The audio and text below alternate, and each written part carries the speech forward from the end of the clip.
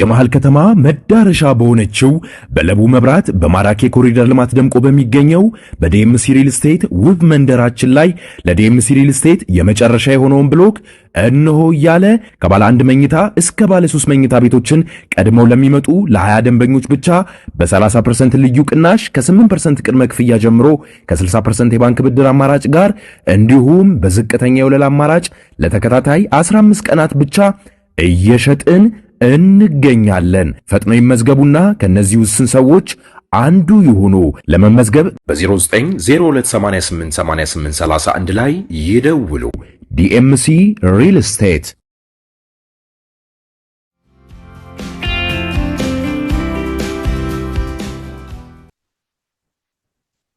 ጤና ይስጥልን ክቡራን ተመልካቾቻችን፣ ሲሳይ አጌና ከሉዓላዊ ሚዲያ ሐሙስ ግንቦት 14 2017 ዓመተ ምህረት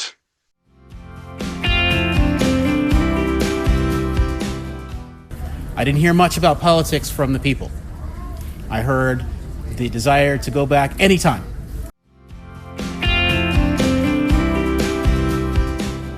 ቶኛ ጋር የነበረው ዝግጅት ኦኬ፣ ሶስተኛው ጦርነት ያካሄዱት ለዛ መሬት ከነበረ እነሱ ናቸው መጠየቅ ያለባቸው። እኛ ለመልስ ነው የምንዘጋጀው እንጂ ምንለው ነገር የለም ብለን ትተነው ነበር።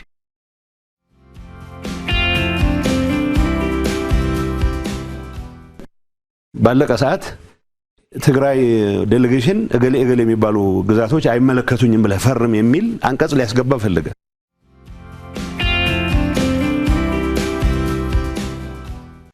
አሁን በተቻለ መጠን አንዱ ሌላውን ለማለመውቀስ ወይ ደግሞ ላለመወነጃጀል የተደረገ ጥረት እንዳለ ይታያል።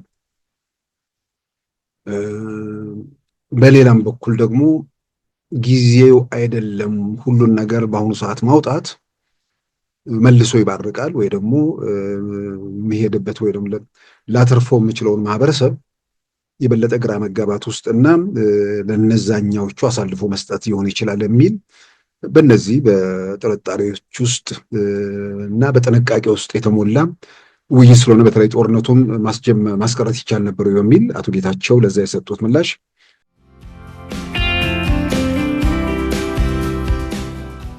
በትግራይ ሽሬ መጠለያ ጣቢያ የሚገኙ ተፈናቃዮች በማናቸውም ጊዜም ወደ መኖሪያቸው ለመመለስ ጓግቶ እየጠበቁ መሆናቸውን የአሜሪካው አምባሳደር ገለጹ። አምባሳደር ኢርቪንግ ሚሲንጌ መጠለያ ጣቢያውን ከጎበኙ በኋላ በሰጡት መግለጫ ለሕዝብ ቅድሚያ በመስጠት ተፈናቃዮች እንዲመለሱ መክረዋል። የሕዝብ ጉዳይ እንዲቀድምና ፖለቲካዊ ጉዳዮች እንዲከተሉ ያሳሰቡት ኢርቪንግ ሚሲንጌ ተፈናቃዮቹ በማናቸውም ጊዜ ወደ መኖሪያቸው ለመመለስ እንደሚፈልጉ መረዳታቸውን አስታውቀዋል።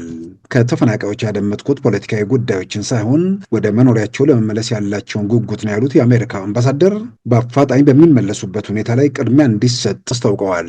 ፖለቲካዊ ጉዳዮች ውስብስብ እንደሆኑ ብረዳም በቅድሚያም የህዝብን ጉዳይ ትኩረት ሰጥቶ ፖለቲካዊ ጉዳዮችን ማስከተል ይገባል ሲሉ መክረዋል። I didn't hear much about politics from the people. I heard the desire to go back anytime. After the rainy season, during the rainy season, tomorrow. All they need is an opportunity.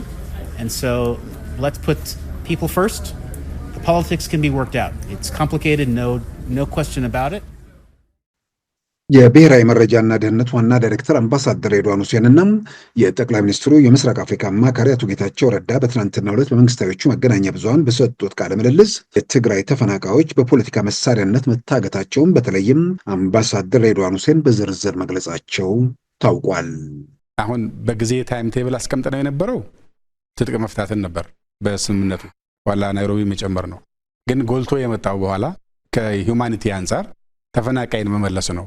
ሰው እያረሰ ቤቱ እያመረተ ቢያንስ ከድንኳን ወጥቶ የሚኖርበት ነገር እንፍጠር የሚል ነገር አቲንክ 2015 ሚያዝያ አካባቢ ነበር ያልነው። 3 ወር ይቀረናል የዝናብ ጊዜ እንዳይባክን እቺን ጊዜ ይጠቀም ተባብለን ከዛ ለአደጋ መከላከልና ዝግጁነት እህል እንዲያዘጋጅ ድንኳን እንዲያዘጋጅ ቤታቸው የተጎዳባቸው ካለ ቶሎ ማደስ እንድንጀምር እቺን ክረምት ሰርቶ ይብላ ቢያንስ የራያና ጸለምት ወልቃይት ደግሞ ቀጥለን እንግባበት ብለን ነበር ያልነው። እንዳለው ሄዶ አፈረሱት። መጀመሪያ የሚሊሻ ኢሹ መጥቶ ነበር። ይግባ ሚሊሻ አርሶ አደር ነው የያዘው መሳሪያ የግሉ ነው።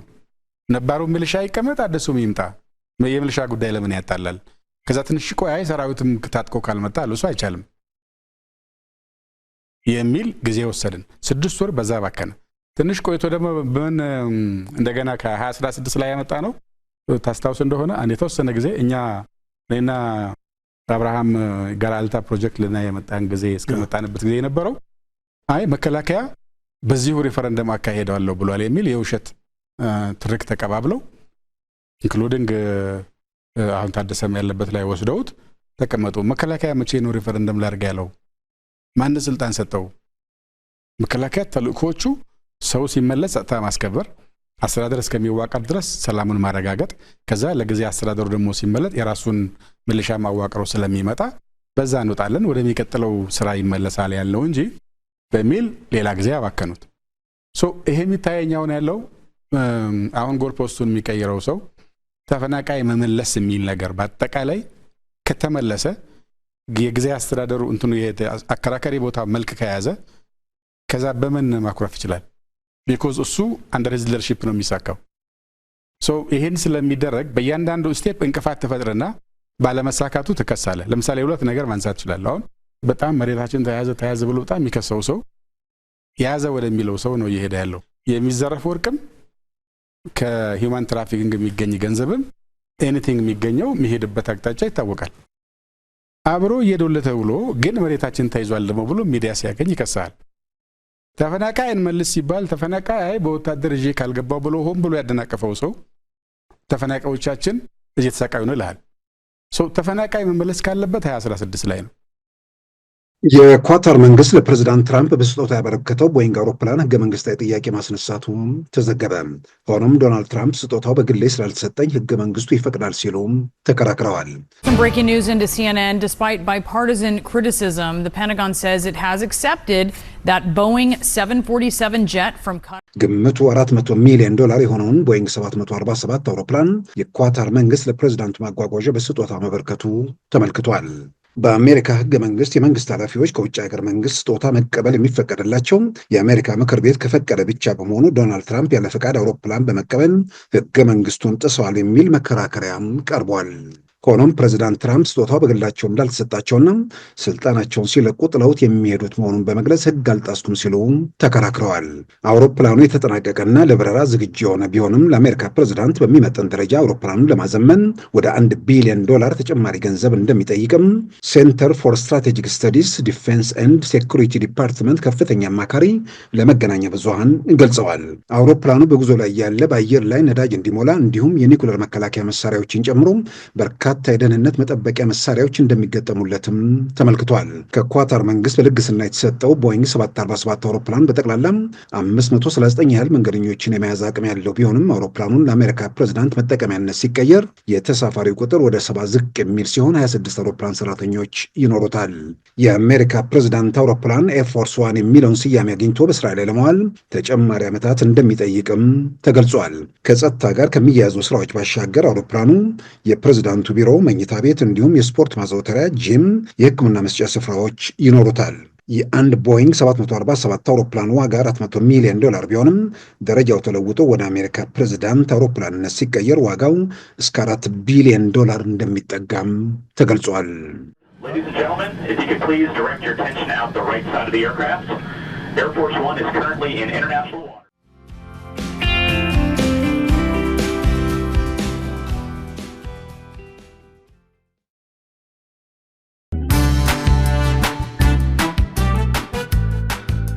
ሉዓላዊ ሚዲያን ይደግፉ። ስራዎቻችንን ለብዙ እንድናደርስ ሰብስክራይብ፣ ሼር፣ ላይክ በማድረግ ሉዓላዊ ሚዲያን ያጠናክሩ። እውነትን እንዘግባለን፣ ኢትዮጵያዊነትን እናቀነቅናለን። መድረኩ ግን ለሁሉም አመለካከት ክፍት መሆኑን እናረጋግጣለን። ሉዓላዊ ሚዲያ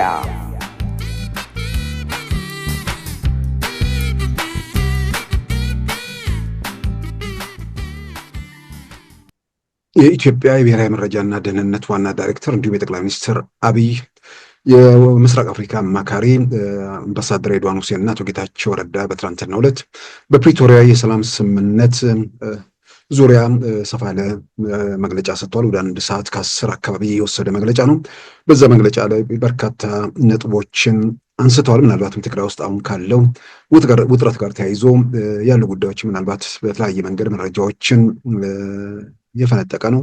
እርግጥ ነው ብዙ የማይታወቁ አዲስ ነገሮች ያሉበት የሚቻል ነገር አይደለም። ነገር ግን አንዳንድ ነገሮችን በግልጽ አጥርቶ የሄደ የሰላም ስምምነቱ በዋናነት የሰላም ስምምነቱ ላይ አሁን አወዛጋቢ ሆነው የተመጡ ጉዳዮችን በተመለከተ በሁለቱም ወገን ማለትም አቶ ጌታቸውም አምባሳደር ሬድዋንም አንዳንድ ነገር ላይ ጥርት ያለ ምላሽ ስለሰጡ ምናልባትም አሁን ቲፒኤልኤፎች ትግራይ ውስጥ ከተፈጠረው ሁኔታ ጋር ተያይዞ በተደጋጋሚ የሚያነሷቸው የተፈናቃይና የትግራይ ሉዓላዊ ግዛቶች የሚሉ ጉዳዮች ለፕሪቶሪያ የሰላም ስምምነት ያልተመለሱ ጥያቄዎች በሚል በተደጋጋሚ የሚጠቀሱ ስለሆነ የትላንቱ በመንግስታዊዎቹ መገናኛ ብዙሃን የተላለፈው ውይይት ብዙ ነገሮች በተለይ በተፈናቃዮችና በትግራይ ሉዓላዊ ግዛቶች በሚሏቸው ጉዳይ ላይ የጠራ ምላሽ የሰጠ ነው። ስለዚህ አሁን የዶክተር ደብረጽዮንም ቡድን ይሁን የትኛውም ወገን በእነዚህ ጉዳዮች ላይ የፕሪቶሪያ የሰላም ስምምነት ከፈራሚዎቹ በሌላም በኩል ደግሞ አንዳንዴ የህግ ባለሙያዎች የሚሉት ነገር አለ። ህጉ እንዳለ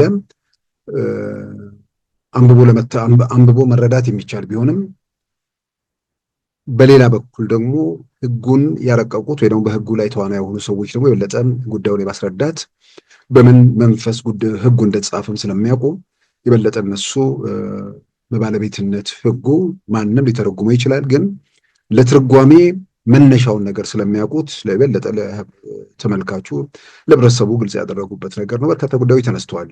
የሰላም ስምምነቱ ከመፈረሙ በፊት ጦርነቱን ማስቀረት ይቻል ነበር ወይ የሚለውን ነገር ምናልባት አሁን አምባሳደር ሬድዋንና አቶ ጌታቸው ለየብቻ ቢጠየቁ ኖሮ ለየብቻ ተጠይቀውም ደግሞ እንትን የማይሉ ነገሮች አሉ። አሁን በተቻለ መጠን አንዱ ሌላውን ለማለመውቀስ ወይ ደግሞ ላለመወነጃጀል የተደረገ ጥረት እንዳለ ይታያል። በሌላም በኩል ደግሞ ጊዜው አይደለም ሁሉን ነገር በአሁኑ ሰዓት ማውጣት መልሶ ይባርቃል ወይ ደግሞ የሚሄድበት ወይ ደግሞ ላተርፎ የምችለውን ማህበረሰብ የበለጠ ግራ መጋባት ውስጥና ለነዛኛዎቹ አሳልፎ መስጠት ይሆን ይችላል የሚል በእነዚህ በጥርጣሬዎች ውስጥ እና በጥንቃቄ ውስጥ የተሞላ ውይይት ስለሆነ በተለይ ጦርነቱን ማስቀረት ይቻል ነበር በሚል አቶ ጌታቸው ለዛ የሰጡት ምላሽ አደጋውን መቀነስ ይቻል ነበር እንጂ ጦርነቱን ማስቀረት አይቻልም ነበር የሚል አንስተዋል። ለምን ጦርነቱን ማስቀረት የማይቻለው? ለጦርነቱ መነሻ የሆኑ ጉዳዮች ምን ነበሩ? ለጦርነቱ መነሻ የሆኑ ጉዳዮችን ተነጋግሮ ለመፍታት የማይቻልበት እድል ነበር ወይ? የሽምግልና ጥረት የጀመሩና በኋላ በሸራተን ሆቴል ቀን ከተቆረጠ በኋላ ዛጋም ቲፒኤልኤፎች እና አቶ ጌታቸውን ጨምሮ ማለት ነው ለምን እምቢ አሉ? እንዳልኩት ነው ለየብቻቸው ብቻ መስጠት ብቻ ሳይሆን በተወሰነ ደረጃ ምንድነው አንዳንድ መረጃዎች እውነት ቢሆኑም ወቅትን ካልተከተሉና የፖለቲካ ሁኔታውን ግምት ውስጥ ካላስገቡ ከውጤታቸው ይልቅ አደጋቸው ይበልጥም በሽብር በሁከት በግርግር መቀጠል ለሚፈልገው ኃይል ሙሉ ድጋፍ ሊያስገኝ ሙሉ ድጋፍ እንኳን የሚለው በራሱ ተገንዝቦ ብዙ ነገሮችን አውጥቶ አውርዶ አይቶ ቲፒኤልኤፍ የሚባል ነገር የትግራይ ህዝብ ጠንቅ ነው የሚል መደምደሚያ ላይ የደረሱ ዛሬ ብዙዎች ናቸው። እንደውም ትላንት ኮሎኔል መንግስቱ ኃይለማርያም ከኢትዮጵያ የለቀቁበት ወይ ደግሞ የሸሹበት 13ኛ ዓመት ነውና ማለት 34ኛ ዓመት ነውና እሱም በተመለከተ ህዝባዊ ወያኔ ሓርነት ትግራይ በድረ ገጹ ላይ በፌስቡክ ገጹ ላይ ኮሎኔሉን ያባረርንበት 13ኛ ዓመት ምናምን ብሎ 34ኛ ዓመት ምናምን ብሎ ጽፎ ነበር። ይህንን በተመለከተ ያው በትግርኛ ጉዳዮች ላይ በተከታታይ በትግራይ ውስጥ ያሉ የህብረተሰቡን ሪአክሽን ምናምን የተመለከተ ሰፋ ያለ ነገር በሶሎዳ ሚዲያ ላይ እየተከታተልኩ ነበርና የኮሎኔል መንግስቱ ኃይለማርያም አባረረንን የሚል መልእክት በትግርኛ ጽፈው ከስር እዛ ወዲ ሻምበል ነው ኮሜንቶቹን አይቶ በመገረም መልሶ እንትን ያለው ከስር የቀረቡት አስተያየቶች እድሜያችን በደርግ ጊዜ ደርሶ ቢሆን ኖሮ እኛም እንታገላችሁ ነበር የሚል፣ በሌላም በኩል ደግሞ ደርግ እኮ የተሸነፈው ምዕራባውያን ሻዕቢያም ወያኔ ይሄ ሁሉ ተረባርቦበት ነው፣ እናንተ አላችኋል እንዴ በአንድ ደብዳቤ ተሸነፋችሁ የሚል እንዲህ አይነት ፌዝና የለ የሚመስሉ ትግራይ ውስጥ ህብረተሰብ ውስጥ ያለው በተለይ ወጣቱ ይበልጥ የተማረው ኃይል አካባቢ ላይ ያለው ትርጉም ያለው እንቅስቃሴ ያለ ማለት ይሄንን ማነሳው ለምንድን ነው? አቶ ጌታቸው የሆነ የፈለገ ነገር ቢሉ የሆነ ጫፍ ላይ የወጣ እንትን አለ። እሱን በማናቸውም ሁኔታ ወደዛኛው ወደ አጥፊው ወደ አክራሪው የትግራይን ህዝብ ወደ ስቃይና ሰቆቃ ውስጥ የከተተ 27 ዓመት ደግሞ ኢትዮጵያን ፍዳ ያበላ ቡድን የዛ አስተሳሰብ ተጋሪ የሚሆን በፍጹም ሊሆን የማይችሉ የህብረተሰብ ክፍሎች እንዳሉ በግልጽ እየተረዳን ነው። ነገር ግን ደግሞ ግራ የተጋቡ መሀል ላይ ያሉ በፕሮፓጋንዳ በቀላሉ ሊሳቡ የሚችሉ ሰዎች ስለሚኖሩ እነሱን አንዳንድ ግምት ውስጥ ያስገቡ አስተያየቶች መኖራቸው አስፈላጊ እንደሆነ አምናለሁ። ጦርነቱ እንዴት ለምን ተጀመረ? ቲፒኤልኤፍ ፌደራል መንግስቱ ላይ የነበረው ጥያቄ ምንድን ነው? የፌደራል መንግስቱ ላይ የነበረውን ጥያቄ ለመመለስ ወይ ደግሞ በንግግር ለመፍታት መድረኩ እድሉ ዝግ ነበር ወይ? በግልጽ የሚታወቁ ነገር ኢህአዴግ የሚባለው ነገር ወደ ብልጽግና ወደሚባል ፓርቲ ወይ ደግሞ ስብስብ መምጣቱ የሚፈልግ አይደለም። ግን በራሱ መንገድ ከሌሎች ጋር ሆኖ ደግሞ የራሱን ኢህአዴግን ማቆየት የሚችልበት እድል ነበር አልነበረም? ራሱ አነጋጋሪ ነው። ስልጣን ያለ አካል ሁሉ ነገር የሚቆጣጠረውን ለምሳሌ ከባዕዴን፣ ከኦህዴድ፣ ከደኢህዴን እንደዚህ ከነዚህ ውስጥ ወጥተው ከህወሓት ጋር ሊጣመሩ የሚችሉ ኃይሎች ይኖራሉ ወይ? ቢያንስ ያኔ በነበረው ሁኔታ ህብረተሰቡ ውስጥ በነበረው ስሜት ቲፒኤልኤፍ ላይ በነበረው ቁጣ ወደዛ ኃይል ሊሰባሰብና ሌላ ምንድነው ለሀገሪቱ ስለደረሰው መከራና ስቃይ በዋናነት ኃላፊነትና ተጠያቂነት ካለበት ቡድን ጋር የትኛውም የኦሮሞ ድርጅት፣ የትኛውም የአማራ፣ የትኛውም የደቡብ ድርጅት ምክንያቱም ሶስቱ ናቸው ከቲፒኤልኤፍ ጋር ጣምረው የነበሩ ወደዛ ሊገቡ የሚችሉበት እድል የለም። ስለዚህ ወደ ብልጽግና ለመግባት ቲፒኤልኤፍ ጋር የተወሰነ ክፍተት አለ። ምንም ጥያቄ ምንድነው የለመደውና ብልጽግና በሚሄድበት መንገድ ላይ የተፈጠሩ ክፍተቶች አሉ። ስለ እኩልነት ህዝቦች ወይ ደግሞ ምንድነው ስለ ዲሞክራሲ ስለ ህዝብ የበላይነት የሚያወራ ፓርቲውን ህብረ ብሔር አድርጎ ማዋቀር የመዋጮ ሰዎችን ከየብሔረሰቡ በመዋጮ አምጥቶ በቁጥር በመዋጮ አምጥቶ ከመመስረት ይልቅ ግለሰቦችን፣ ቡድኖችን ከየትኛውም ኢትዮጵያ ማህበረሰብ ባስተሳሰባቸው ሰብስቦ በአቅማቸው፣ በችሎታቸው፣ በተሳትፏቸው ሂደት ውስጥ እንደ ኢትዮጵያ መሳተፍ የሚችሉበት ቢኖር ከዚህኛ ያህል ቁጥር ከዚህኛ ያህል ቁጥር የሚል ነገር ሊመጣ አይችልም። ቲፒኤልኤፍ ግን ሁሉ ነገር የብሔረሰብ መስፈርት አስቀመጠ። ስለዚህ ኢህአዴግ የሚባለው ስብስብ ላይ 4 አባል ድርጅቶች አሉ። በህዝብ ቁጥሩ ከ30 ሚሊዮን እና ከዛ በላይ የሆኑ አማራና ኦሮሞ እንዲሁም ከ20 ምናምን ሚሊዮን በላይ ያለው ደቡብ 5 ሚሊዮን ካለው የትግራይ ቁጥር ጋር በህግ ያለውን ሌላውን በእንትኑ በአፍሰራር ላይ ያለውን ክፍት እንትኑን ብቻ አይደለም በህግ ራሱ እኩል ማዕከላዊ ኮሚቴ አባል አላቸው፣ እኩል ስራ አስፈጻሚ ኮሚቴ አባል አላቸው። ያውም እኩል አባል እኩል ኖሮ እንኳን እኩል ስልጣን እንደሌላቸው እየታወቀም ማለት ነው። ግን በህግ እንኳን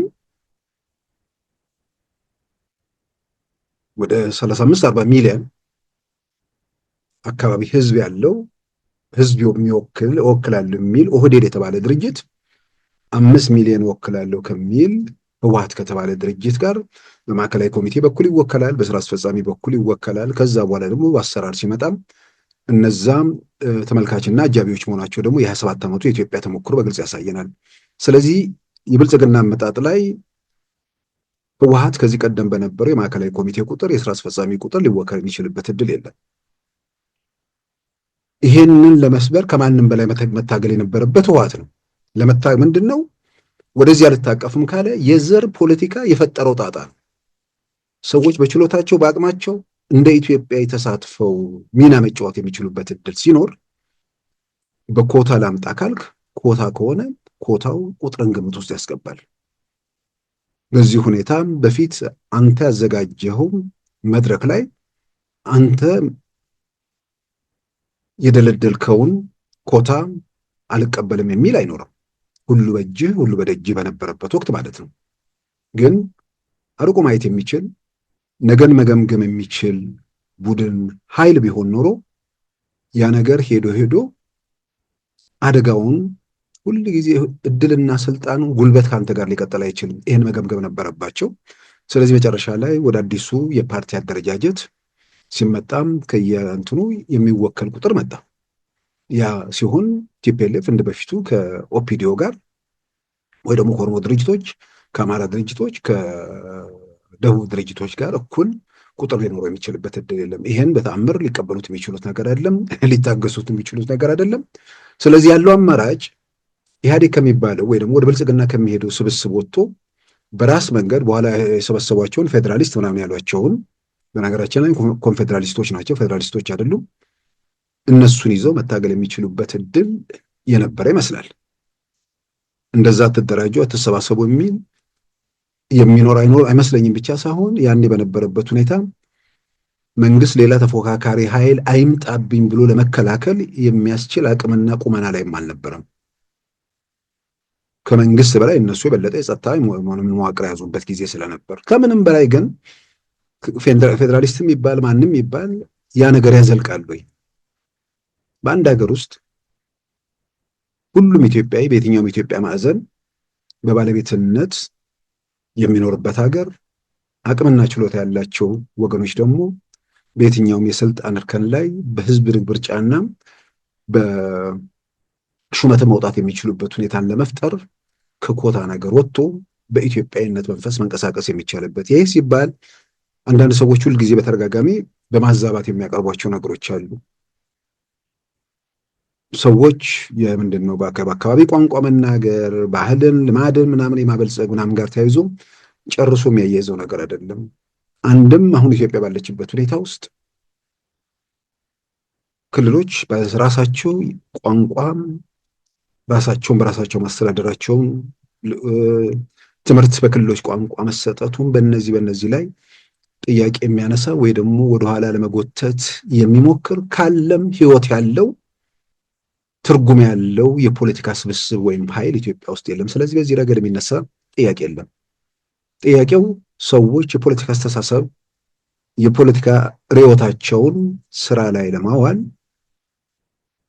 መስፈርቱ ብሔር ወይ ደግሞ ዘር ወይ ደግሞ ብሔረሰብ ወይ ምናምን እንበለው ያ መሆኑ ሀገርንም ህዝብንም ዛሬም ይጎዳል፣ ነገ ደግሞ የበለጠ ጣጣ ውስጥ የበለጠ መከራ ውስጥ የበለጠ ሰቆቃና ስቃ ውስጥ ይከታል የሚለውን ኖረን አይተን ዛሬ የደረስንበት ሁኔታ ገምግመን በደማቁ ተጽፎ የምናነበው እውነታ ነው። በዛ ሂደት ውስጥ ቲፒኤልኤፎች የነበረውን ነገር የተዛባውን ነገር ማስቀጠል እንደማይችሉ ከተገነዘቡ ቁጭ ብሎ ራስን መገምገምና በዘላቂው ሁኔታ ውስጥ ወዴት እንዴት እንሄድ፣ በዚህ ሂደት ውስጥ ምን አይነት ተሳትፎ ይኖረን የሚለውን ነገር መገምገምና ለመፍትሄ ማምጣት ነበረባቸው። ግን በጉልበት ሁሉን ነገር እናሳካለን ተብሎ ታመነ። ከዛ በኋላ የጉልበቱ መንገድ ላይ ተሄደም ውጤቱ ሀገርን ያነደደ የህዝብ እልቂት ያስከተለ ሁኔታ ውስጥ ነው የተገባው እና ያንን ጦርነቱን ማስቀረት ይቻል ነበር ወይ የሚለው ነገር ራሱን ችሎ ውይይት የሚጋብዝ ነው። ግን ውይይቱ ለምን በተወሰነ ደረጃ የተዘጋጀበትም ዓላማም ስለሚኖር እዛ ላይ ቲፒኤልኤፍን ተጠያቂ ማድረግ ወይ ደግሞ አቶ ጌታቸው ራሳቸው በዛ ሂደት ውስጥ የነበረውን ነገር በዚህ በኩል ክፍተት ጉድለት ምናምን ነበረ ብለው በድፍረት ቢናገሩ ወይ ደግሞ ያለውን ሂደት ቢጠቁሙ ኖሮ እንዳልኩት ከሚያስገኘው ውጤት ይልቅ የሚያስከትለውን ጉዳት ሊበዛ ይችላል። ምክንያቱም ግራ የተጋባ መሀል ላይ ቆመ ማህበረሰብ ስለሚኖር፣ ጦርነቱ ግን ለምን እንዴት በምን ሁኔታ እንደተጀመረ ከታሪክ ገጽ ላይ ያነበብነው ነገር ሳይሆን ኖረን አይተን ገምግመን በአደባባይ የተሰጡ መግለጫዎችን የተደረጉ የሽምግልና ጥረቶችን ሁሉንም በምስልና በድምፅ እንዲሁም በጽሁፍ በአርካይቭ ውስጥ ባለበት ሁኔታ ውስጥ ጦርነቱ እንዴት ለምን በማን የሚለው ብዙ የሚያጠራጥር አይመስለኝም። ነገር ግን በዛ መድረክ ላይ አቶ ጌታቸው ያሉት አደጋው መቀነስ ይቻል ነበር የሚል ነው። ይልቁንም ከዛ በኋላ ያሉ ጦርነቶች ላይ ቁጭታቸውን ይገልጻሉ በተደጋጋሚ። ወደ 3 ጊዜ ሽምግልና ጥረቶች ነበሩ። እነዛን ቶሎ እልባት ላይ ደርሰንባቸው ቢሆን ኖሮ ሞቱን እንቀነስ ነበር። በተለይም የመጨረሻው 3ኛው ዙር ጦርነት ከተከፈተ በኋላ መስከረም መጀመሪያ አካባቢ በኋላም እስከ መስከረም መጨረሻ ማለትም በፈረንጆቹ ኦክቶበር ፈርስት ይሉታል። እስከዛ ድረስ በመስከረም ወር ላይ በሽምግልና ለመጨረስ እዛ ነገር ላይ ገፍተን ቢሆን ኖሮ ከዛ በኋላ ያለቀውን እልቂት እስከ ጥቅምት 25 የተፈጠረውን እልቂት መክታት እንችል ነበር የሚል ቁጭታቸውን የሚያንጸባረቁበት ነው። የሽምግልና ጥረቶች ነበሩ። በእነዚያ የሽምግልና ጥረቶች ውስጥ ዛሬም ደጋግሞ የተናገሩት የጦር አዛዦቹ ለሰላም የተሻሉ ቁርጠኛ ነበሩ ይላሉ። የህወሓት የጦር አዛዦች የፖለቲካ መሪዎቹ ጋር ግትርነት ይታይ ነበር። ዛሬ ላይ ሆኜ ሌሎችን ለወነጀላለም እኔም በዛ ነገር ላይ ምንድነው ይለይልን ከሚሉት ውስጥ ነበርኩኝ ብለው የሚናገሩት ነገር አለ። ግን አንዳንድ ነገሮች በመጽሐፍ ይወጣሉ ብለዋል። እዛ ላይ ዝም ብዬ ከአዝማሚያቸው ኮሬታቸው ስረዳ መጽሐፍ የሚለው ነገር ጋር ሲመጣ እዚህ ጋር መጥተው እኔ የለሁበትም፣ እኔ የሰላሙን መንገድ መከተል ነኝ የሚል ነገር አደባባይ ቢናገሩ እነዛን ለመወንጀል ይመስላል። በሌላም በኩል ደግሞ በአደባባይ የህወሓትን አቋም በማንጸባረቅ በአደባባይ የሚሰጧቸው መግለጫዎች የሚታወቁት አቶ ጌታቸው ስለሆኑ ያኔ ከሚሉት ጋር ሊቃረንም ስለሚችል እነዛ ጋር ላይ ጥንቃቄ አድርጓል ብዬ አምናለሁ። ምናልባት ሰላሙን አጥብቀው ከሚሽቱ ውስጥ ሊሆኑ ይችላሉ ብዬ ደግሞ ገምታለሁ። አንዳንድ ነገሮችን ሳይ አንዳንድ ሰዎች አደባባይ ላይ አንዴ በፓርቲ ደረጃ ውሳኔ ላይ ከተደረሰ በኋላ አቋም ከተያዘ በኋላ ያ ግለሰብ አመነበት አላመነበት የራሱን አቋም ሳይሆን የቡድኑን አቋም ማንጸባረቅ አለበት። በዚህ ረገድ የሚጠቀስ ትልቁ ምሳሌ ነፍሳቸውን ይማርና አቶ መለስ ዜናዊ ናቸው። ጠቅላይ ሚኒስትር መለስ ዜናዊ ከኤርትራ ጋር በነበረው ውዝግብ ወቅት ጦርነቱን በመቀጠል ባለመቀጠል ውስጥ በህወሓት ውስጥ ብቸኛው በአቋም የተሸነፉ በአቋም ተሸንፎ ብቻቸውን የወጡ ሰው ነበሩ። ወደ ኢህአዴግ ስብስብ ሲሄዱ ከዶክተር ካሱ ኢላላ ውጭ ምንም ደጋፊ አልነበራቸውም። ስለዚህ በእንትን ተሸንፈዋል። በአደባባይ በፖለቲካ ፓርቲው መድረክ ላይ የእሳቸው ሀሳብ ተሸንፏል። ነገር ግን የአገሪቱ መሪ ስለሆኑ አደባባይ በሚሰጧቸው መግለጫዎች እርሳቸው በግል ከሚያምኑበት እምነት በተቃራኒ መግለጫ ይሰጡ ነበር። እንደ ቡድን ከዛ በኋላ እንደ መንግስት የተወሰነ ውሳኔ የማንጸባረቅ የማስተላለፍ ኃላፊነትና ግዴታም ስላለባቸው ማለት ነው። አቶ ጌታቸውም በአደባባይ መግለጫ የሚሰጡት እሳቸው ስለነበሩ የሚያምኑበትን ብቻ ሳይሆን የማያምኑበትንም በፓርቲ በቡድን ደረጃ የተወሰነውንም ያን ሊያደርጉ ስለሚችሉ ምናልባት መጽሐፍ የተባለው ነገር እውነት ለመናገር በጣም በግሌ ያንን ጊዜ ያን አጠቃላይ ሁኔታ በተለይ ከህወሓት አንጻር ከአቶ ጌታቸው የተሻለ የሚጽፉ አለ ብዬ አላምንም። ማለት የሚጽፉ ሌሎች ሰዎች የሉም ማለት አይደለም። በተወሰነ ደረጃ አቶ ጌታቸውና አቶ ገብሩ አስራት ጋር የማያቸው ነገሮች አሉ። አቶ ገብሩ አስራት በ1993 ከህወሓት ከተከፈለው ቡድን ውስጥ ከተባረሩት ወይ ደግሞ ህወሓትን ተሸንፈው ከለቀቁት ከነ አቶ ስዬ እና አቶ ተወልደ ምናምን ቡድን ውስጥ አንዱ ናቸው። በወቅቱ የትግራይ ክልል አስተዳዳሪም ፕሬዝዳንትም ነበሩ። ከዛ ከወጣው ስብስብ ውስጥ በተወሰነ ደረጃ ነገሮችን በግልጽነት በመናገር ያው የሚቆጠቡባቸው የሚይዟቸው ነገሮች መኖራቸው እንደተጠበቁ ነው። ሉዓላዊነትና ዲሞክራሲ የሚለው መጽሐፋቸው ላይ ማንኛውም የቲፒኤልኤፍ ሰው የትኛው በተለይ የቀድሞቹ በዛ ደረጃ አጠቃላይ ሂደቶችን የዘረዘረ ወይ ደግሞ የተነተነ ሰው የለም። ትልቅ መጽሐፍ ትልቅ ቮሊዩም ያለው ህወሓትን በብዙ መልኩ ለመረዳት የሚያገለግል ነውና የተወሰነ ግልጽነት ያ ግልጽነት ደግሞ ነገሮችን ለማስተካከልና ለማረም ይጠቅማል በሚል የሚመጡባቸው መንገዶች ያሉና አሁን ህወሓት ውስጥ ካለው ኃይል ወደ አቶ ገብሩ አስራት ይጠጋሉ ብዬ ማምኑ፣ ምናልባትም ከአቶ ገብሩም ደግሞ የተሻለ ይሆናሉ ብዬ የማምንበት ደግሞ የተወሰነ ነጥብ ይኖራል። አቶ ገብሩ ራሱ ቢያንስ በረሃ የወጣሁበት ዓላማ የሚለው ነገር ስላለ ያ መሳሳት አለመሳሳት የሚለው ነገር ስህተቱን መቶ ለመቀበል አይፈልጉም። በየትኛውም አጋጣሚና ሁኔታ ውስጥ በየትኛውም ጊዜ ውስጥ ሁሉን ነገር ስልጣንን በብቸኝነት መቆጣጠራችን ስህተት ነበር ብለው አቶ ገብሩ ሲናገሩ ሰምቼ አላውቅም።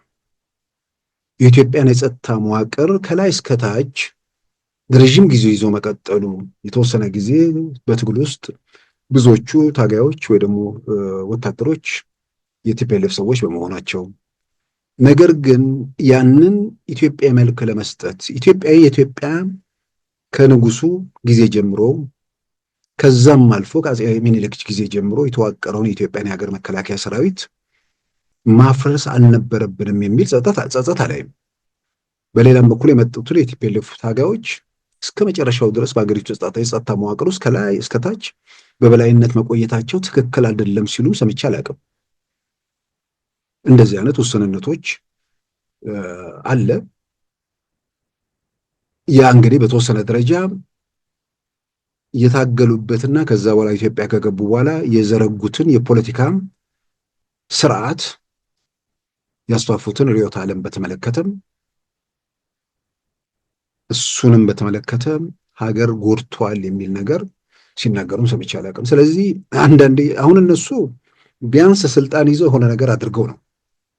ስልጣን ሳይዙም በብሔርተኝነት የታገሉ ሰዎች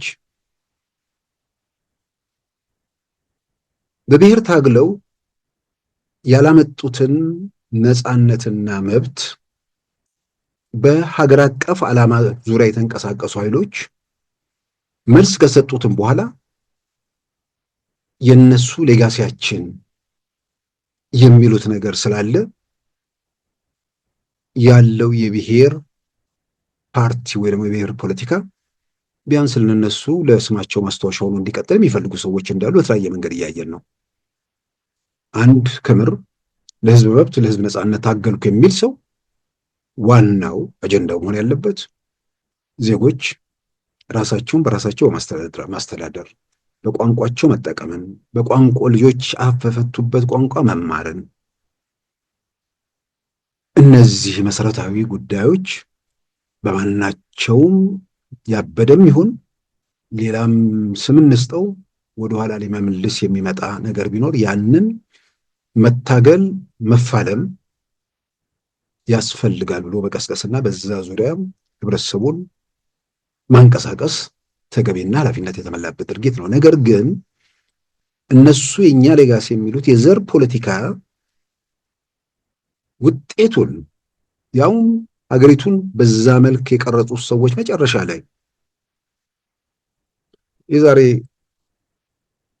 7 ዓመት እነ ዶክተር ደብረጽዮን በኢትዮጵያ ውስጥ ብቸኛዋ የሰላም ደሴት ትግራይ ነች ይሉ ነበር። እነሱ ስልጣን ስለለቀቁ የሰላም ደሴት ሌሎቹ እንዳይሆኑ ያደረጉትን ነገር ደግሞ ያውቁታል። የብሔር ፖለቲካው መጀመሪያ ከነበሩበት አነሳቸው። ከዛ በኋላ ደግሞ ሄዶ ራሱ ከትግራይ ውስጥ አንሳፈፋቸው። ግን እነሱ ከፌደራል መንግስት ለመልቀቅም ከትግራይ ለመንሳፈፍም በዛ ሂደት ውስጥ ግን ትልቅ ዋጋ ትልቅ መስዋዕትነት ተከፍሏል። ስለዚህ በባለቤትነት የብሔር ፖለቲካን በዘላቂነት ኢትዮጵያን እየገዛን እንቀጥላለን። ያን ለማድረግ ደግሞ በማህበረሰቦች መካከል በተለይም ደግሞ በትልልቆቹ መካከል የጎሪጥ መታየትን እንደ ህልውና ማረጋገጫ ተደርጎ የተወሰደው ነገር አልጠቀመም። ውጤቱ በዋናነት ማህበረሰብን ህዝብን ጎርቷል። እነሱንም መጨረሻ ላይ ድመንት ምንድነው መጨረሻቸውን የውርደት የውድቀት ውስጥ የከተታቸው ሁኔታ ነው። ስለዚህ የዘር ፖለቲካ ትክክል አይደለም ብለው የሆነ ወቅት ላይ እኮ ትክክል ሊሆን ይችላል። በእነሱ እምነት በዚህ መንገድ ብለው አስበው ሊሆን ይችላል። ግን ያሰቡት ነገር መሬት ላይ ሲታይ ሲፈተን ውጤቱ ወይ ደግሞ ጉዳቱ የከፋ ሆኖ በግልጽ መጥቷል። እና ከዚህ ሁኔታ ውስጥ እንውጣ ብለው በድፍረት እነ አቶ ገብሩ አይናገሩም። አንቀጽ 39ን በድፍረት ከህገ መንግስቱ መውጣት አለበት ብለው ሲናገሩ ሰምቻለሁ፣ አውቃለሁ። ግን በሌሎች በእነዚህ በብሔር ፖለቲካ በምናምን ላይ ብዙ ልዩነት የለም እና አቶ ጌታቸው ከዚህ ደግሞ ላቅ ያለ አንደኛ በዛኛው በዚህ በህወሓት ትግል ውስጥ ያላለፉና ህወሓት ስልጣን ከያዘ በኋላ ወደ ቡድኑ የተቀላቀሉ ምናልባትም ባለፈው መግለጫቸው ላይ የተናገሩት ነገር አለ። በአንድ አመት ነው ማዕከላዊ ኮሚቴ ውስጥ ገባው አባል በሆንኩ አመቴ ውስጥ በአመት ከ6 ወር ስራ አስፈጻሚ ውስጥ ገባው የሚል ነገር ተናገሩ። እንግዲህ ህወሓት ውስጥ ማለት ነው። ሌላ ውስጥ እንኳን አንዳንዴ ቀላል ነው። በዛ ደረጃ በአንዴ ወደ ላይ መውጣት ችለው ሂደት ውስጥ የተቀላቀሉ ከስራ ያልመጡ በምናምን በመሆናቸው ብዙ ነገሮችን በሌላ ከምንም በላይ ደግሞ ከዚህ ከድሮን ጥቃት ጋር በተያያዘም እርሳቸው ቤታቸው ውስጥ በነበሩበት ወቅት በተፈጸመው የድሮን ጥቃት አጃቢዎቻቸው የነበሩ ወጣቶች የዩኒቨርሲቲ ተማሪዎች ህይወታቸው ማለፉ ሁሌም በጸጸትና በቁጭት የሚያነሱ ስለሆነ እነዚህ ነገሮችም ታክለውበት ምናልባት ይህን ባላደረኩ የሚለው ነገር ስለሚኖር መጽሐፍ ቢጽፉ ብዙ ነገር ከብዙዎቹ ከቲፒኤልኤፍ ሰዎች ከሁሉም የተሻለ ነገሮችን ፊት ለፊት በድፍረት መናገር ያ በፊት ለፊት የሚነገረው ነገር ደግሞ ብዙ ነገሮችን ለመለወጥ ያለው እድል ሰፊ ስለሆነ መጽሐፍ ፈጠን ብለው ይጽፉና ለህብረተሰቡ ብዙ ነገሮችን እንትን ቢሉ ተገቢ ነው ብዬ አምናለሁ። በነገራችን ላይ በፓርቲ ደረጃ እንደዚህ ቶሎ በፍጥነት በአመት ማዕከላዊ ኮሚቴ በአመት ከ6 ወር ስራ አስፈጻሚ ኮሚቴ ያውም ህወሓት ውስጥ ከባድ ነው። በምርጫ 97 አንድ ማስታውሰው ታሪክ አለ። የዛን ጊዜ የምርጫው እንትኑ በጣም ሙቀቱ በጣም ከፍ ያለ ነገር ስለሆነ በፖለቲካ ኃይሎች መካከል ተስላለ የግል ተመራጮች ምንም ነበሩና በአንድ የምርጫ ጣቢያ ላይ ከ12 በላይ እጩዎች መቀመጥ የለባቸውም። ከ12 በላይ ከሆነ የግል እጩ የሆኑ ሰዎች ከምርጫ ወረዳው እንዲሰረዙ ይደረጋል የሚል ነገር ሲመጣ አንድ የምርጫ ተወዳዳሪ በጣም ማስታወሳቸው ብዙ ከተማ ውስጥ እንቅስቃሴ ሲያደርጉ የቆዩ በሚወዳደሩት ምርጫ ክልል እዛ ወረዳ ውስጥ ያለው እጩ ብዛት ወይ ደግሞ ምርጫ ክልል ውስጥ ያለው እጩ ብዛት ከ12 በለጠና ተነሱ፣ ሰውየው ተሰረዙ። ምክንያቱም ብላ ገና ምርጫ ከተማ ውስጥ መኖሩ ምንም ምልክት ባልነበረበት ሰዓት ሲቀሰቅሱ የነበሩ ሰው ናቸው። በኋላ በየፓርቲዎች ደጅ መጥናት ጀመሩ። ትንሽም ሳንቲም አላቸው መሰለኝ። የሆነ ፓርቲ ውስጥ ሄዱና አንዳንዱ ጋር ተሳካላቸው። ለመጠና 6 ወር ይፈጅባል ተባሉ። 6 ወር ማለት ምርጫው ከተካሄደ ሌላ 3 ወር ምርጫው ከተካሄደ በኋላ ማለት ነው። ስለዚህ እሳቸው ምርጫ ላይ መቅረብ ነው የፈለጉት። አሁን በየቦታው ደጅ ሲጠኑ የሆነ ፓርቲ ጋር ሄዱ። የዕለት ሁለት አባል አደረጋቸው። ከሰዓት በኋላ ማዕከላዊ ኮሚቴ አባል ሆኑ። በሚቀጥለው ቀን ስራ አስፈጻሚ ሆኑ። ከዛ እጩ ሆኖ መቅረብ ቻሉ እና አቶ ጌታቸውን በፍጥነት ወደ ማዕከላዊ ኮሚቴ ወደ ስራ አስፈጻሚ በመግባት እኛን ሰው ነበር ማስታውሰውና በህወሓት ደረጃ ያው ገዢ ፓርቲ ኢትዮጵያ ላይ አድራጊ ፈጣሪ በነበረው ኃይል ውስጥ በዛ መልክ ወደ ላይ የወጡበትንም ወደዚህ ድርጅት እንዴት እንደተሳቡ እሱን ነገር ሁሉ በዝርዝር ይጽፉታል ተብሎ ይታመናል። እንደሚጽፉትም እየጻፉትም ይሆናል ተብሎ ይገመታል። እንግዲህ በዋናነት እንግዲህ በትላንቱ ውይይት ላይ የተፈናቃዮቹና ብዙ ነገሮች ተነስተዋል። ግን የተፈናቃዮቹና የትግራይ ሉዓላዊነት የሚለው ጉዳይ ላይ እሱ በጣም መሰረታዊ ነገር ይመስለኛል። ተፈናቃዮቹን በተመለከተ የተፈናቃዮቹን ጉዳይ ለመወሰን ዋነኛው ጉዳይ በፕሪቶሪያው ስምምነት ላይ የትግራይ ሉዓላዊ ግዛቶች የሚባሉት ቦታዎች እንዴት ነው ሰነዱ የሚመለከታቸው የሚለውን ነገር የተብራራበት መንገድ ከአሁን በኋላ በተለይ ከትግራይ ሉዓላዊ ግዛት የሚለው ነገር ላይ የሚደረገው ክርክር ከተፈናቃዮች ጋር ተያይዞ የሚነሱ ጉዳዮች ላይ ያሉ ሙግቶችን በተወሰነ ደረጃ ምላሽ የሚሰጠው ብዬ አምናለሁ። አምባሳደር ሬድዋን መጀመሪያ ወደ ለመደራደር ስንሄድ ይላሉ ሶስተኛው ባስተለት ማለትም ከስምምነቱ በፊት የተጀመረው ጦርነት በዋናነት በኃይል ተያዙብን ያሏቸውን ቦታዎች ለማስመለስ ስለሆነ እዛ ቦታ ላይ እነዚህም ቦታዎች ወልቃይትን፣ ራያን፣ ጠለምትን ምናምን የተመለከተ ጉዳይ እነሱ ስለሚያነሱት እኛ አጀንዳ አድርገን አልወሰድነውም አሉ። እናቱ ጌታቸውም ደግሞ ልክ እንደ ሌሎች የትግራይ ቦታዎች ስለምንመለከት እሱን አጀንዳ አድርገን እኛም አላመጣነውም። ሁለቱም በየራሳቸው ምክንያት ጉዳዩ ግን አወዛጋቢ ወይ ደግሞ ትኩረት የሚስበውን ጉዳይ እልባት ሳይሰጡት ሊለያዩ ጫፍ ላይ ከደረሱ በኋላ ሊስማሙ ማለት በቃ ሊፈራረሙ ግን ይህን ጉዳይ በተመለከተ መጨረሻ ላይ ጉዳዩ ተነሳ። ጉዳዩ ከተነሳ በኋላ በፌደራል መንግስት በኩል ያው በአንዳንድ ወገኖች ተነሳ ነው የሚሉት። በፌደራል መንግስት በኩል ይሄንን እነዚህ ቦታዎች የኛ አይደለም ብላችሁ በሰላም ስምምነቱ ላይ ፈረሙ ተብለን ተጠየቅን ይላሉ አቶ ጌታቸው። ከዛ ይሄማ ከሆነ ይቀር ብለን ስምምነቱ ጫፍ ላይ ከደረሰ በኋላ ጥለን ለመውጣት ወሰንን። ቦታዎቹን አሳልፈን የኛ አይደለም ብለን አንፈርምም በሚል ከዛ ጉዳዩ መጨረሻ ደረጃ ላይ በተንጠለጠለበት ሰዓት ጠቅላይ ሚኒስትር አብይም ደውለው እናቶ ጌታቸውን ጭምር በማነጋገር እዛ ያሉት የታዛቢነት ሚና የሚጫወቱት እነ ማይክ ሐመርም የራሳቸውን አስተዋጽኦ በማድረግ መጨረሻ ላይ አወዛጋቢ ቦታዎቹን በተመለከተ በህገ መንግስቱ መሰረት ምላሽ ያገኛል የሚል ስምምነት ላይ ተፈራረምን።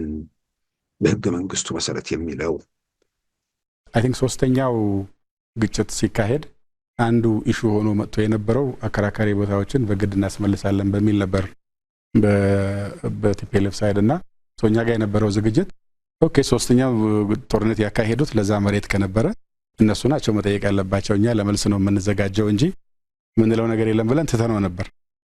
ምን በኋላ ስንሄድ እነሱ ተውት።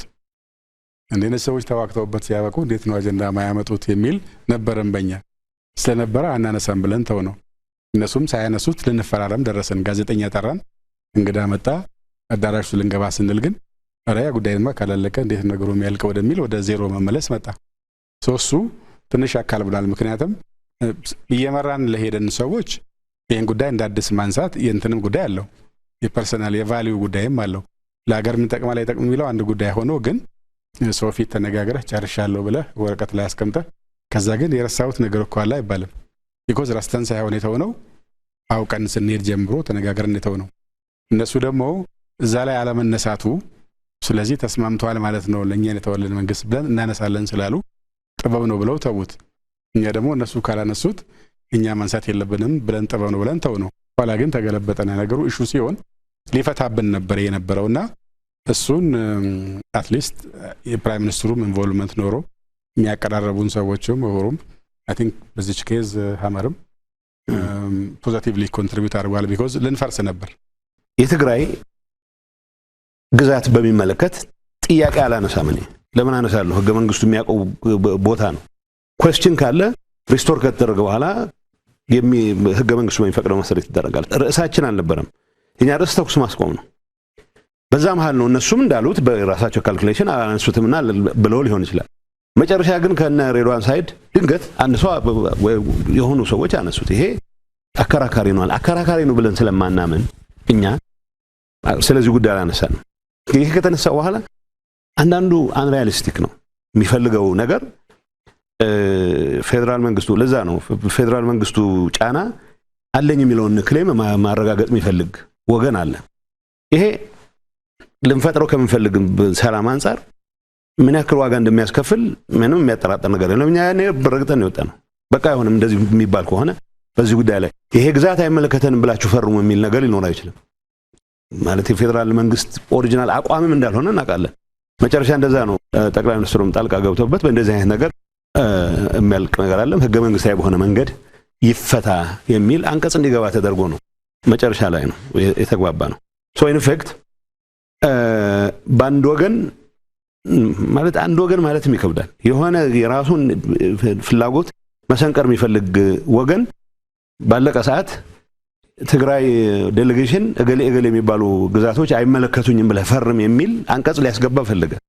ይሄን ደግሞ አንቀበልም ጥንቅር ይበላል። ይሄን ግን መፈራረም ስለነበረብን አትሊስት በዛ በደረስነት ደረጃ ጥፋቱ መቆም አለበት የሚል እምነት ስለነበረ ጠቅላይ ሚኒስትሩ ኢንጌጅ አድርገው እኛንም አግኝተው ህገ መንግስታዊ በሆነ መንገድ ብቻ እንዲፈታ ይሄ ጉዳይ በኃይል የመለወጥ ሂደት ተቀባይነት የለውም ወደሚል ነገር መምጣት አለበት ተብሎ መጨረሻ የተፈራረም ነው።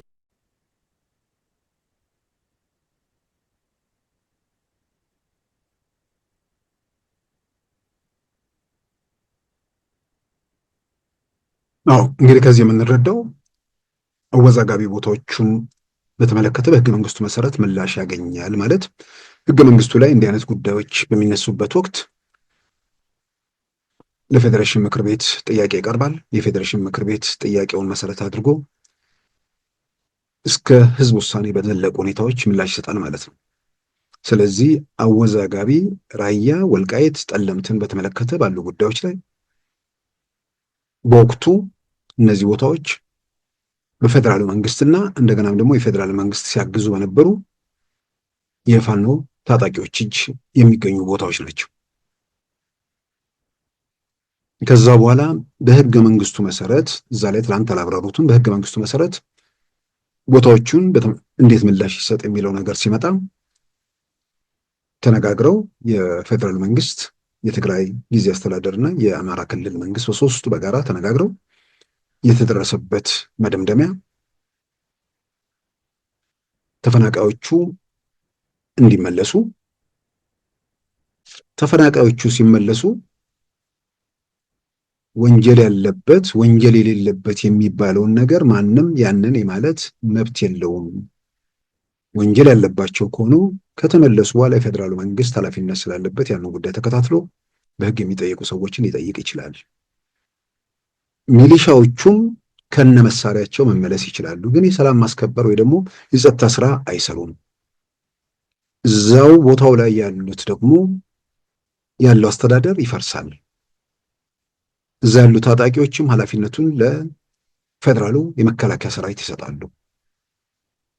በዚህ መሰረት ተፈናቃዮቹ ይመለሳሉ። ተፈናቃዮቹ በሚመለሱበት ወቅት ከተፈናቃዮቹ ጋር ተመሳስለው ሰዎች እንዳይገቡ የኢትዮጵያ መከላከያ ሰራዊት ኃላፊዎች ካልተፈናቀሉት ሰዎችና ከተፈናቀሉት በጋራ የሀገር ሽማግሌዎች ማን ነዋሪ ነው ማን ነዋሪ አይደለም የሚለው ያን እንዲወስኑ፣ በሌላም በኩል ደግሞ ተፈናቃዮቹ ሲመለሱ ቤት ስላላቸው ስለሚገቡበት አንዱ መለያም እንደሚሆን እንዲህ አይነት ዝርዝር አሰራሮችን ነድፈው እቅዱ ወጥቶ ወደ ተግባር ተጀምሮ ራያም በከፊል ጠለምት ስራ ከተጀመረ በኋላ ተፈናቃዮቹን አስተዳደሩ ህወሓት ገብቶ ካላስተዳደረ በሚል ተፈናቃዮቹ ባሉበት እንዲቀር የተደረገው በቲፒኤልኤፍ ምክንያት መሆኑ ዛሬ አቶ ጌታቸውም እያረጋገጡ መጥተዋል። ሌላው ቀርቶ በግል መመለስ የሚፈልጉ ሰዎችን በግል ተመልሳችሁ ለሚደርስባችሁ ጉዳት ኃላፊነት አንወስድም በሚል ማስፈራሪያ ሁሉ እንዳለ የግልጽ እየተቀመጠ ነው። ደጋግመን እንዳነሳ ነው ደግሞ አቶ ዶክተር ደብረጽዮን በአደባባይ ወጥተው ከእኛ መመለስ በላይ የህወሓት ህልውና ያሳስበናል ላሉ ተፈናቃዮቹ ብለው አንዳንዴ ጤነኛ ናቸው ወይ ሰውየው የሚናገሩትን ያውቃሉ ወይ እስኪባል ድረስ ነው አንዳንድ ነገር የሚናገሩት። ስለዚህ ተፈናቃዮቹ የትግራይ ሉዓላዊ ግዛት የሚል በፕሪቶሪያ ስምምነት ላይ በዚህ መልክ ይሰጥ ተብሎ የተቀመጠ ነገር የለም። እሱ በግልጽ ተቀምጧል። እንግዲህ አንዱ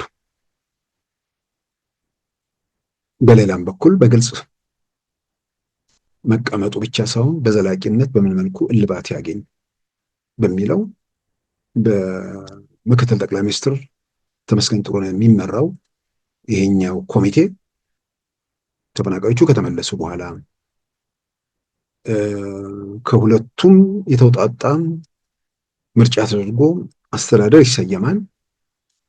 ያው የተወሰነ የቁርሾ ምንም ነገር ስላለ እየቆዩ እንትን እያሉ ሲመጡ ወንድማማቾች ናቸው። ከማንም በላይ ርቀት ሆነው ወኪል ነን ከሚሉት በላይ እዛ ያሉ ሰዎች በሁሉ ነገር የተዛመዱ በመሆናቸው ያው ነገሮች እየለሰለሱ ምን እያሉ ሲመጡ በዘላቂነት ያ ቦታ ምን ይሁን የሚለውን ነገር ለመወሰን ወደ ህዝበ ውሳኔ ይኬዳል የሚል ነገር ነው የመጣው። ስለዚህ ተፈናቃዮቹን ላለመመለስ የትግራይ ሉዓላዊ ግዛት የሚለውን ነገር ከፕሪቶሪያው የትኛው አንቀጽ ላይ ነው ወደ ትግራይ መለሳል የሚል ነገር ያለው? ጉዳዩ አወዛጋቢ ስለሆነ አወዛጋቢ ቦታዎቹ በሪፈረንደም ነው እስከ ሪፈረንደም በዘለቀ ምላሽ ይሰጣል ነው። አሁን አንዳንዴ መከራከሪያቸው ይህን ለማስፈጸም ወደ ስታትስ ኮ መመለስ አለበት ወደ ነበረበት የሚል ነገር ደግሞ የሚመጣበት ሁኔታ አለ። በግሌ ደጋግሜ የማነሳው ነገር ነው። ስታትስ ኮን ለማስጠበቅ በመጀመሪያ ደረጃ ሁለት የሚወዛግቡ አካላት ካሉ ተወዛጋቢዎቹ ወደ ውዝግብ ከመግባታቸው በፊት መሬቱ ወደ ነበረበት ነው የሚመለሰው። ማለት ቲፒኤልኤፍ የኢትዮጵያን ማዕከላዊ መንግስት ስልጣን ከመያዙ በፊት ወልቃይት ትግራይ ከሚባል ክፍለ ሀገር አለ። በነገራችን ላይ ኢትዮጵያ ውስጥ በብሔር የሚጠራ ክፍለ ሀገር ትግራይ ነበር። ሌላ በብሔር የሚጠራ ክፍለ ሀገር የለም። አንዳንዶች ጋምቤላ ይላሉ። ጋምቤላ በብሔር መጠሪያ አይደለም። የኑዌሮች የአኝዋኮች ምናምን ሀገር ነው። ምናልባት ሀረር ክፍለ ሀገሩ ከሀረሪ ጋር እንትን ማለት ይችላል። ከዛ ውጭ በብሔር የሚጠራ ክልል አልነበረም። ስለዚህ ትግራይ በሚባለው ክፍለ ሀገር ውስጥ ወልቃይት አልነበረም፣ ራያ አልነበረም፣ ጠለምት አልነበረም። ጠለምትና ወልቃይት ጎንደር ውስጥ ነበር። ራያ ወሎ ክፍለ ሀገር ውስጥ ነበር። እርግጥ ነው አማራ ክልል ደግሞ የሚባል አልነበረም። ስለዚህ አሁን ውዝግብ ስለተጀመረ ራያና ጠለምትም ወልቃይትም አሁን ጎንደር ክፍለ ሀገሩ ቢኖርም ለአማራ ክልል ስለተሰጠ የአማራ ክልል ስለሆነ፣ ወሎ ክፍለ ሀገሩ ቢኖርም በተመሳሳይ አማራ ክልል ስለሆነ፣ ነገር ግን አሁን ቦታዎቹ የአማራም የትግራይም ክልል ሳይሆኑ ባሉበት ሆነው ችግሩ እንዲፈታ የቀረበው የመፍትሄ ሀሳብ የበለጠ ስታትስ ኮን ያስጠበቀ ነገር ነው። ጉዳዩ ከሌላ ከበስተጀርባ ሀገር ሆኜ ሶስተኛ ሀገር መውጫ ወደ ሱዳን መውጫ እፈልጋለሁ ሚል ካልሆነ ሰሊጥ የምርት ከፍታ የሰሊጥ ምርት የሚገኝበት ቦታ ስለሆነ ያንን ለግል ለቡድን ጥቅም አስቦ እንጂ ለህዝብ በማሰብ ደረጃ ሊሆን አይችልም። እንደዛ አይነት ፍላጎት ከሌለ በዘላቂነት እዛ ተፈናቃዮቹ ወደ ቤታቸው ወደ ሰፈራቸው ወርቃያቸው ተበልሰው ባለው አስተዳደር ውስጥ የስራ ቋንቋም አማርኛም ትግርኛም ማድረግ የሚከለክል ነገር የለም። ሁለቱንም ማድረግ ይቻላል። ከዛም በላይ ሰዎቹ እዛ አካባቢ ያሉ አብዛኛው አረብኛ መናገር የሚችሉ ስለሆነ የስራ ቋንቋ ባይደረግ እንኳን በሱም እየተጠቀሙ መቀጠል የሚችሉበት ሁኔታ ይኖራል። ስለዚህ በፕሪቶሪያው ስምምነት መሰረት የፕሪቶሪያ ስምምነት ይከበር እየተባለ በእነ ዶክተር ደብረጽዮን ቡድን በተደጋጋሚ የሚነሳው የሉዓላዊ ግዛት የሚባለው ነገር በህገ መንግስቱ መሰረት ምላሽ ያገኛል ተብሎ በግልጽ የተቀመጠ ነገር ስለሆነ በህገ መንግስቱ መሰረት ወደ ፌዴሬሽን ምክር ቤት ተመርቶ ከዛ በኋላ እልባት የሚያገኝበት ሁኔታ ይፈጠራል። እስከዛ ግን ባለው ሁኔታ ውስጥ ሰዎቹ ራሳቸው በራሳቸው እያስተዳደሩ መቀጠላቸው መብታቸውን የሚገድብ ነፃነት የሚያሳጣቸው ነገር አይደለም። የበላይና የበታች እዛ አካባቢ ላይ እንዳይኖር እሱ ላይ የፌዴራል መንግስቱም ኃላፊነት አለበት። ሁሉም ኢትዮጵያዊም እንደዛ አይነት ነገር ሀገር እንዳይቀጥል ስለሚያደርግ እንደዛ አይነት የበላይና የበታች አይነት አሰራር ካለው ሁላችንም የምናውግዘው የምንቃወመው ይሆናል። እዛ ያሉ ተፈናቃዮችም ነዋሪዎችም በወንድማማችነት የጋራ አስተዳደር መስርተው በዘላቂነት በግል የምመኘው ምናልባትም ኢትዮጵያ ውስጥ ያለውን የዚህ ጎሳ ምናምን ነገር ለማፍረስም ስለሚጠቅም ወልቃይት ወደ አማራም ወደ ኦሮሞም ወደ ትግራይም ሳይሄድ ራሱን ችሎ ክልል ወይ ደግሞ ልዩ አስተዳደር አካባቢ ምናምን የሆነ ስያሜ መስጠት ይቻላል። እንደዛ ቢሆን የበለጠ በእንደዚህ መልክ የተሰሩ ስራዎችን እንትን ለማለት ይችላል። በተወሰነ ደረጃ ቋንቋን መከተሉ አንዳንድ ነገሩ የግድ ይላል። ለምን የአካባቢ የስራ ቋንቋን በዛ ስለሚሆን የሚከተሏቸው አንዳንድ አካባቢዎች ላይ ያንን የመከተል ነገር ሊኖር ይችላል። ግን ሁሉንም 40-50 ሚሊዮን ህዝብ አንድ ክልል ከማድረግ ይልቅ የተለያዩ ክልሎች አድርጎ ተመሳሳይ ቋንቋ የሚናገሩ ሰዎች ማድረግ የሚቻልበት ሁኔታ አጠቃላይ በኢትዮጵያ ውስጥ የሆነ ጊዜ የሆነ ዘመን እንዴት ልጠቀም፣ እንዴት የበላይነት አረጋግጥ፣ በምን መንገድ ልሄድበት የሚል ግላዊና ቡድናዊ ፍላጎት ሳይሆን ህዝባዊ ፍላጎት ያለው አካል ዘላቂ መውጫ ነገር የሚፈልገውና ከዚህ ከፕሪቶሪያው ስምምነት ጋር ተያይዞ በተፈናቃዮችና በሉዓላዊ ግዛት በሚባለው ነገር ላይ ትላንት በተሰጠው መግለጫ ላይ ሂደቱንና አጠቃላይ ያሉ ነገሮችን ስላብራሩ ምናልባት ከዚህ በኋላ በተለይ በተለያየ መንገድ ስለ ጉዳዩ በመረጃ ጦት በተለያየ መንገድ አስተያየት የሚሰጡ ሰዎችን በተወሰነ ደረጃ ቆም ብለው ነገሮችን ለማየትና ለመፍትሄ የራሳቸውን አስተዋጽኦ ሊያደርጉ ይችላሉ ብዬ አምናለሁ። እነ ዶክተር ደብረጽዮን በፍጹም ከዚህ ውጭ ሊወጡ አይችሉም። ያለዛ ምን መከራከር ያላችሁ? ምን መከራከር ያላችሁ? ስልጣን አጥተዋል። የፌዴራል መንግስት ስልጣን አጥተዋል። የክልል ስልጣን አጥተዋል። ከስልጣን ውጭ ህይወት ያለ መስሎ አይታያቸውም። አሁን ከተቻለ መሞከር ያለበት ህይወት ከስልጣን ውጭ ህይወት አለ የሚለውን ነገር ማስረዳት የሚችል ሰው ቢኖር ምናልባት እዛ ጋር እንትን ሊሉ ይችላሉ። ያለዛ ደግሞ እንግዲህ አንዳንዴ የሰራው ወንጀልና ኃጢአት ያንቀዠቅዣል። በሆነ ተአምር ተርፈዋል። አሁን በህዝብ ላይ በሀገር ላይ ያደረሱት ነገር እያንቀዠቀዣቸው ሊሆን ይችላልና ስለዚህ ነበሩ የሚለውን ነገር እንዲባሉ የፈለጉ ይመስላል። አሁንም የረፈደ አይመስለኝም። ካላስፈላጊ ከማዋጣ ነገሩ ዝም ብሎ እንትን እስከ ማለት ከመባከን በተወሰነ ደረጃ ለመፍትሄዎች መንቀሳቀሱ በብዙ መልኩ ይጠቅማል። ሰላምን ማረጋገጥ፣ ህዝቡንም እፎይታ መስጠቱ በጣም በጣም አስፈላጊ ነው። ከዚህ ቀደም በመታበይ በምናምን ያደረጉት ቀደም ሲል የጠቀስኩት የሰላም ደሴት ትግራይ ብቻ ነች ሲሉ የነበሩ ሰዎች ዛሬ ትግራይን የሲኦል ምድር አድርገዋታል። ህግና ስርዓት የጠፋባት፣ ዳኞች ስራ መስራት የማይችሉበት፣ ፖሊሶች ስራ መስራት የማይችሉበት፣ ፖሊስ ወንጀል የጠረጠረውን ሰው አስሮ መመርመር የማይችልበት፣ ቲፒኤልኤፍና የማለት የነ ዶክተር ደብረጽዮን ቡድን የሚደገፉት ጸጥታ ኃይል አዛዦች የሚታሰርና ማይታሰረው እነሱ የሚወስኑበት ሁኔታ ተፈጥሯል። ህግና ስራ ስለፈረሰ ዳኞች ውሳኔ ለመስጠት ችሎት በተሰየሙበት ወቅት ችሎት ተበትኖ ከዛ በኋላ አሁን ትግራይ ውስጥ አድማ ላይ ነው ዳኞች ያሉት። መስራት አልቻሉማ። ስርዓት አልበኝነቱ በጣም በጣም ነግሷል። በሌላም በኩል ደግሞ በዚህም ሳይወሰዱ በተለያየ መንገድ ይቃወሙናል፣ ከኛ በተቃራኒ ናቸው የሚሏቸው ወገኖች ላይ ምናልባት የህብረተሰብን ቁጣ ምናምን በመስካት የሚታወቁ በተለያየ መንገድ ተጽዕኖ ማድረግ ከሚችሉ ሰዎችን ደግሞ በማጅራት መቺዎች የማስደብደብ አይነት እንቅስቃሴዎች መኖራቸውን እንግዲህ የሚደርሱ መረጃዎች የሚያሳዩት። በዚህ ረገድ ብርሃኔ ጉዲፈቻ የተባሉ በቅጽል ስማቸው ትክክለኛ ስማቸው ተስፋዬ ይባላል፣ ምናልባት በእድሜም ወጣት ይመስለኛል። እሱን ቢዋይድ የተባለውን መኪናውን መስተዋት ሰባብረው ከዛ በኋላ እሱ ላይ ደግሞ ከፍተኛ ጉዳት አድርሰው በምስል የምንመለከተው ጉዳት ይህን ግለሰብ በምሽት ድብደባ እንደፈጸሙበት ነው እንግዲህ የተሰማው። ለፖሊስ አመልክቶ ምላሽ አላገኘም። ፖሊሶቹ በተወሰነ ደረጃ ስለሰጉ ሊሆን ይችላል፣ አይታወቅም። ምናልባት በግል የበደልከው ሰው ወይ ደግሞ የግል ቂም ያለበት ሰው አድርጎ ይሆናል የሚል ነገር። የግል ቂምም ያለው ሰው ካደረገ ያንን ተከታትሎ የመያዝ የፖሊስ ኃላፊነት ነው።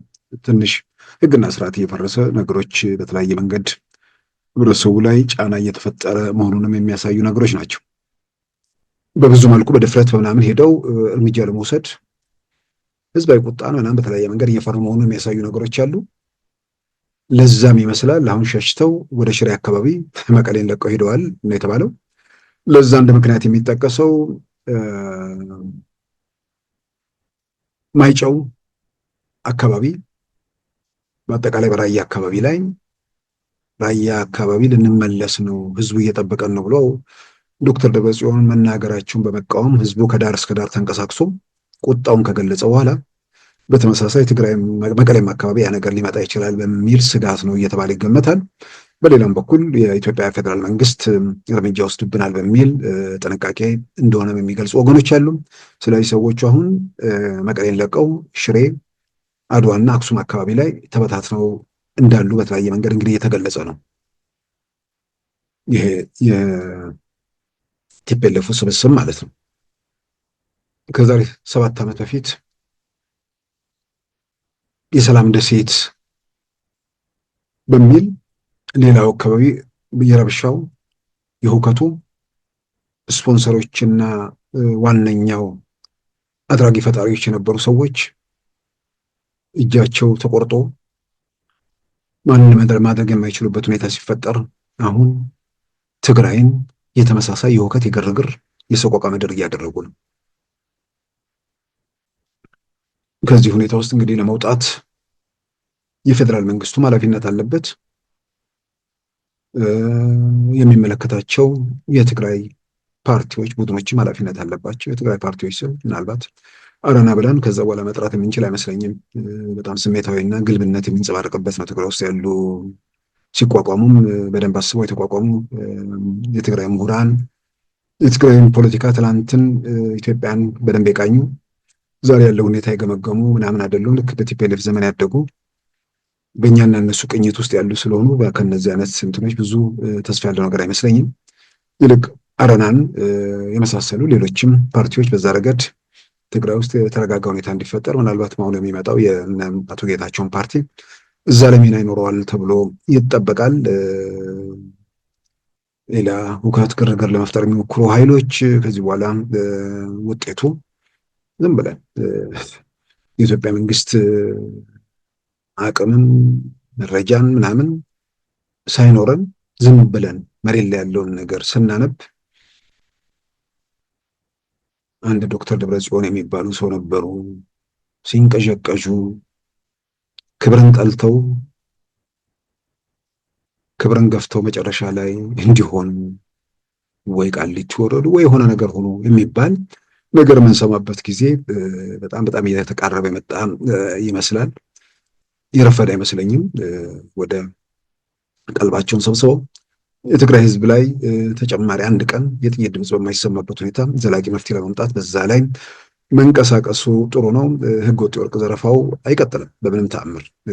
ህዝብ ያንን እየታገሰ ሊሸከመው የሚችል ነገር አይደለም። ስለዚህ ምናልባት ድርድርም ካለ የዘረፍነው ምን እናደርግ የሚል ነገር ካለ እንግዲህ እሱን ከሚመለከታቸው አካላት ጋር መነጋገር እንጂ ሌብነትን ለመቀጠል ተብሎ ዘረፋን የህልውና ህይወት ቋሚ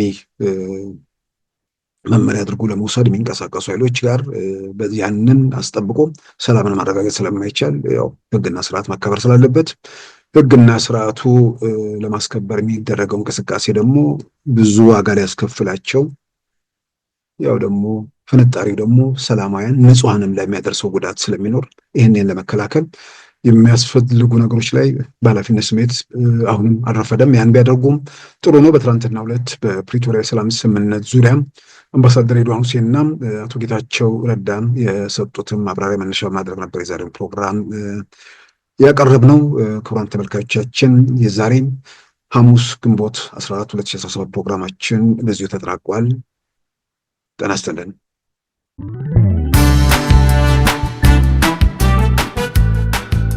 ሉዓላዊ ሚዲያን ይደግፉ። ስራዎቻችንን ለብዙ እንድናደርስ ሰብስክራይብ፣ ሼር፣ ላይክ በማድረግ ሉዓላዊ ሚዲያን ያጠናክሩ። እውነትን እንዘግባለን፣ ኢትዮጵያዊነትን እናቀነቅናለን። መድረኩ ግን ለሁሉም አመለካከት ክፍት መሆኑን እናረጋግጣለን። ሉዓላዊ ሚዲያ